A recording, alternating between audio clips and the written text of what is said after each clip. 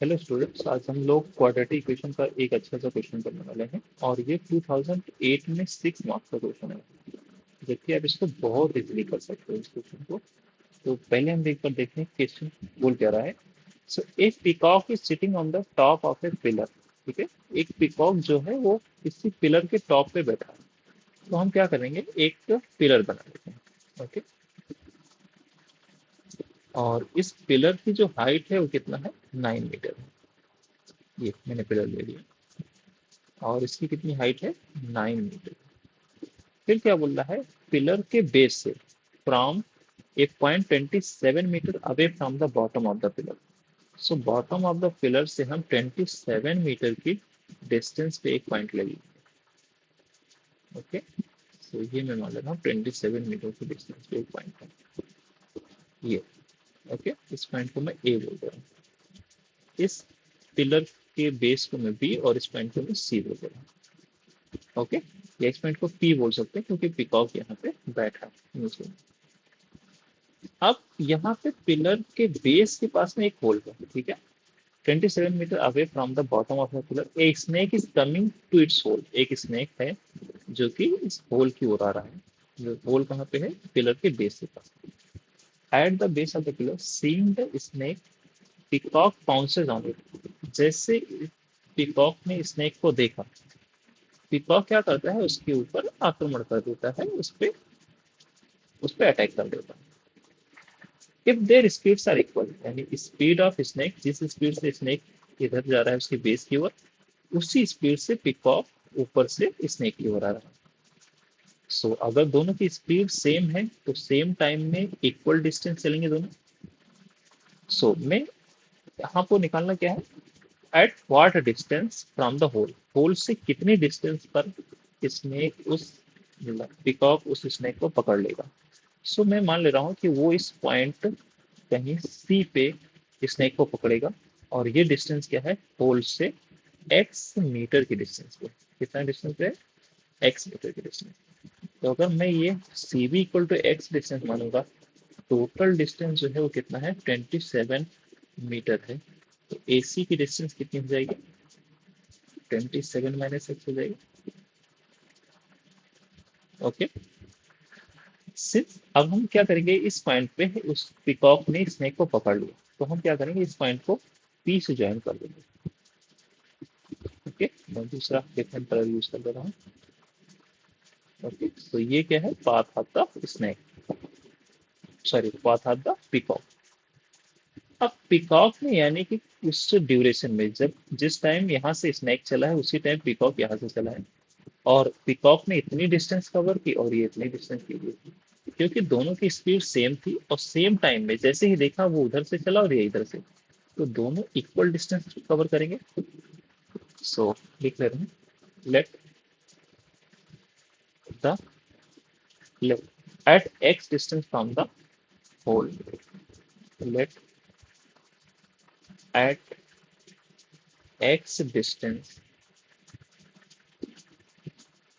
from the base of the pillar, from the base of the pillar of the pillar, peacock, peacock caught the snake, snake. Okay, therefore the distance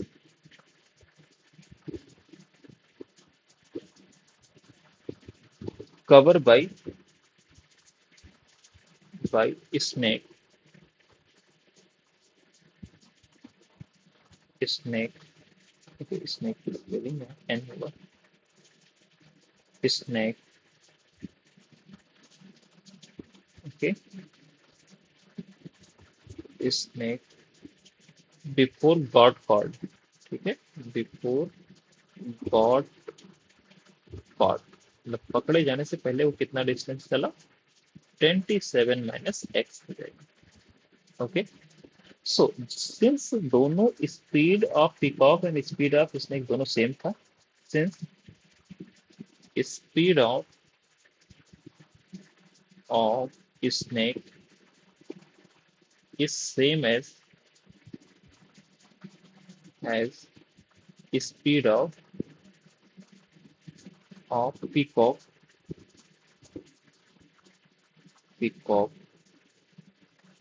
Therefore, therefore, the distance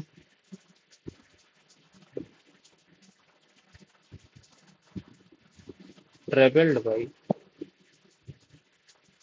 by peacock will be same as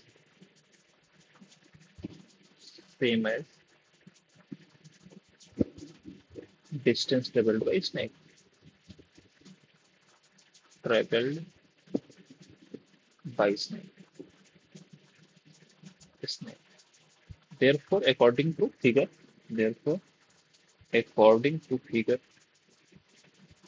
क्या होगा? AC is equal to कितना हो जाएगा? AP, sorry AC equal to क्या आएगा? PC. Okay, सो यानी कि PC की लेंथ कितनी हो जाएगी? यहाँ से अगर हम देखें तो AC कितना है? 27 minus is equal to PC. So इसको इक्वेशन नंबर 1 मान लो.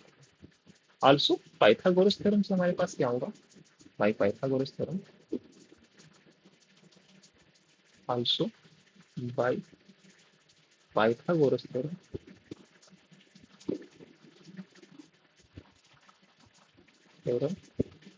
मैं इस चीज को इधर लिख लेता हूँ.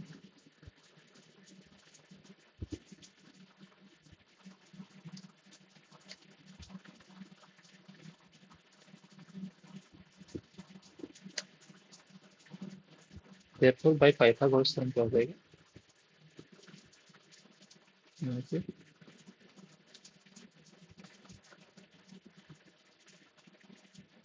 ओके, तो यहाँ पे आ जाएगा हमारे पास पाइथागोरस थ्योरम. हम अगर इस ट्रायंगल में लगाएं किसमें? DCP में, तो क्या आएगा? PC square equal to BC square that is X square plus 9 square. तो यहाँ से कितना आ जाएगा? PC square equal to X square, hypotenuse square क्या होता है? Base square plus perpendicular square, और ये 9 का स्क्वायर है. सो ये वैल्यू कितनी हो जाएगी? X square plus 81. ये PC स्क्वायर आ गया. इसको इक्वेशन नंबर हम 2 बोल देंगे. So from equation 1 and 2, therefore from equation 1 and 2, PC की वैल्यू हमारे पास पहले से 27 माइनस है, तो उसको हम यहाँ पे रख देंगे. तो यहाँ से हमारे पास क्या आ जाएगा? therefore 27 minus X to the whole power 2 equal to कितना आएगा? X square plus 80. इसको अगर हम सिंप्लीफाई करें तो कितना आएगा? 27 का होल स्क्वायर. सो 27 का अगर मैं होल स्क्वायर करूँ तो कितना आएगा? 27 इंटू 27, 7 7 जा 49, 4 पहले 7 2 जा 14, 4 18, और 2 7 जा 14, 2 2 जा 4 और 5 आएगा 9, 8 4 12, और 5 1 6 7 7. So this is 729 plus x square minus 54x is equal to कितना आएगा? x square plus 80. X square से एक्स स्क्वायर कैंसिल आउट हो जाएगा, तो हमारे पास यहाँ क्या बचेगा?